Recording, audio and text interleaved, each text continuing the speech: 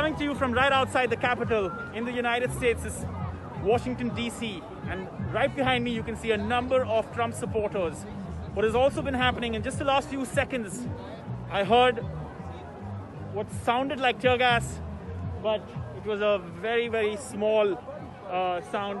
What's happening is that most Trump supporters have been walking away from this area for the last 1 hour. Just before that, you saw the Capitol, the United States Senate being stormed, glasses being broken, a showdown taking place. In just half an hour, we're expecting a curfew to be put in place, implemented, with authorities walking in with police, FBI, it could be others, ATF, we're hearing, National Guard. But at this point in time, you can still hear Donald Trump supporters, all of them literally shouting, "Stop the steal," flags of "Stop the Steal," Trump 2020, and the United States. Some music being played, but mostly these supporters are not leaving because of the curfew being announced. They are leaving, or maybe not, because, well, they just want to. There doesn't seem to be enough pressure being applied onto them to make sure that they leave. That's not what's happening. What you're seeing is they're still here. And just a few moments ago, we've seen something that's never happened in the history of the United States since 1814, since the British did it. And they stormed the Capitol building. That's exactly what we've seen. Trump supporters still out here.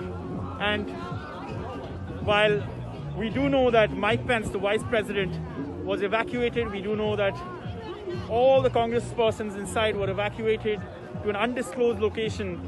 We don't know what is going to happen in terms of how this is played out and what will happen for the next few days. But nevertheless, a historic, almost shocking, egregious display of whatever this is. And frankly speaking, there have been enough political commentators who've talked about how this has been a failure because this should have been prevented in more ways than one.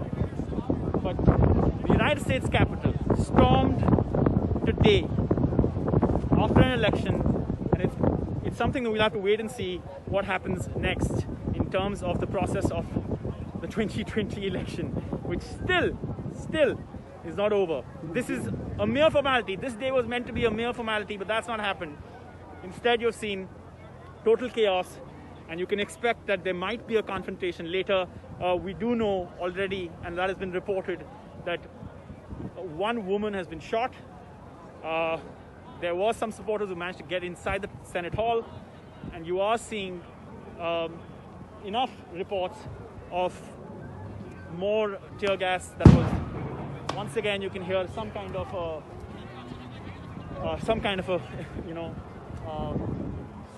smoky inflammation.